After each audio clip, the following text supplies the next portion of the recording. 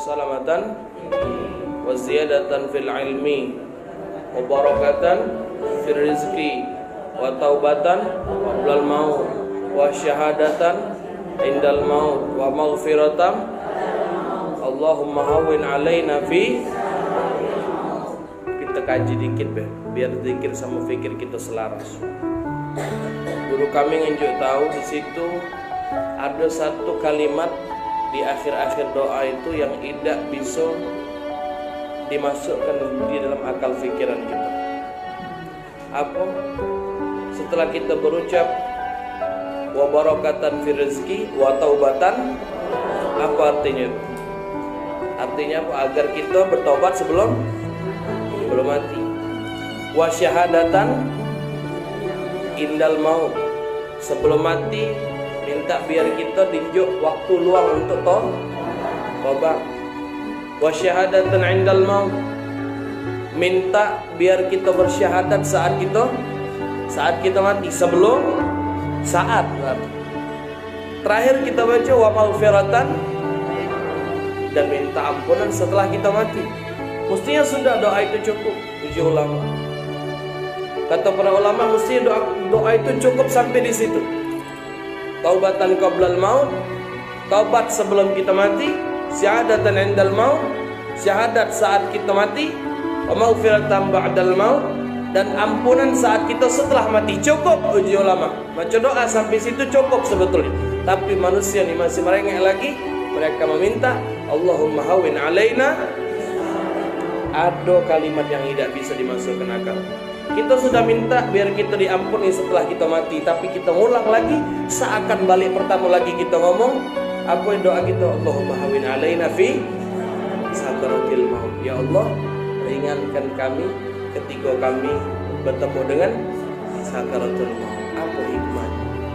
Nah, ini lagi kita ambil apa biar zikir kita, fikir kita selaras. Ibu-ibu, bunda-bundaku yang senantiasa dicintai dan dimuliakan Allah. Allahumma hawwin alaina fi sakaratil maut. Tobat sebelum mati, saat kita melakukan amal soleh, saat-saat seperti ini sudah bisa dikategorikan, dinobatkan orang yang tobat. Kenapa? Tobat itu artinya balik. Balik itu artinya menuju. Menuju kepada siapa? Menuju kepada Allah. Maka apapun amal ibadat kita, saat kita berusaha untuk menuju kepada Allah, kita sudah dilaksanakan atau kita sudah dinobatkan, diartikan, dimaknakan sebagai wong yang tobat. Maaf, kita nunjuk sedekah roti, sepotong roti, itu pun dikategorikan tobat oleh Allah. Kenapa? Karena amal itu untuk mendekatkan diri kita sama Allah Subhanahu wa ta'ala. Terlebih dengan makna tobat yang spesifik. Artinya kalau kita suruh tobat nian di malam harinya, minta surat tobat nian, minta ampun betul-betul, itu lebih lagi.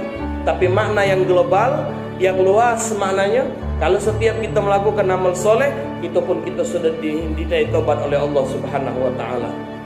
Wa syahadatan indal maut, kita minta kesaksian kita saat kita sebelum meninggal, yaitu apa yang disampaikan oleh Nabi Muhammad sallallahu alaihi wasallam, man akhira kalamihi minad dunya la ilaha illallah dakhalal jannah. Siapa yang bisa mengucapkan kalimat la ilaha illallah sebelum dia balik, maka sudah jaminan pasti syurga untuk dia. Dari Nabi Muhammad. Cuman yang dibayangkan sekarang, tidak seluruh manusia bisa mengucap itu.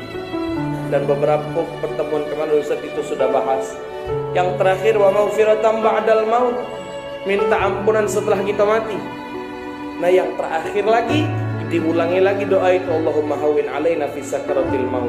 Rupanya kata para ulama, kenapa sakaratul maut itu ditaruh di terakhir? Karena menunjukkan setiap sesuatu yang terakhir itu adalah nilainya seorang manusia. Hidup kita baca sholat, kita majelisan, kita ahli zikir, kita ahli sedekah, tapi belum tentu kita matinya dalam keadaan husnul khatimah. Ada wong yang maaf ngomong dia itu pemabuk, tidak sholat, segala macam maksiat dilaksanakan, dan diberikan oleh Allah pintu taufik hidayah, diistiqomahkan sampai akhir hayatnya, matinya dalam keadaan husnul khatimah. Jadi terakhir seorang itu menunjukkan kemuliaan dia di hadapan Allah Subhanahu wa ta'ala.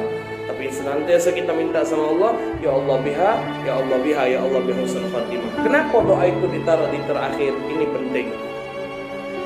Karena di sakaratul maut itulah seluruh tadi taubat, syahadat, maghfirah, tiga-tiganya itu jaminannya ada saat kita sakaratul maut.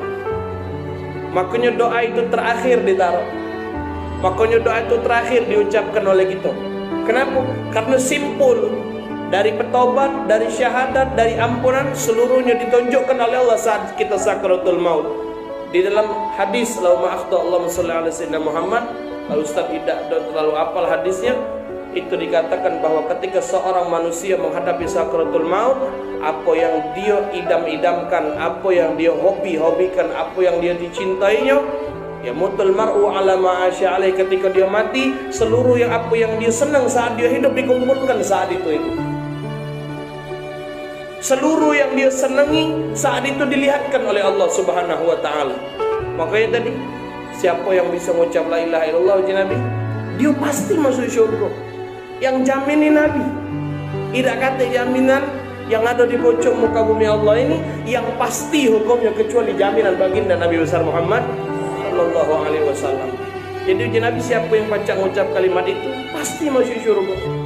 Nah, cuman jadi masalah saat sakaratul maut apa yang dia jelek, apa yang dia lihat.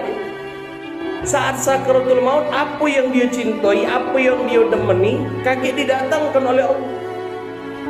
Makanya Nabi ngomong jaminan. Karena tidak seluruh manusia ya, walaupun dia ahli zikir, tidak seluruh manusia yang bisa mengucapkan kalimat la ilaha illallah itu. Ada yang zikir kita ini hanya sekedar rutinan.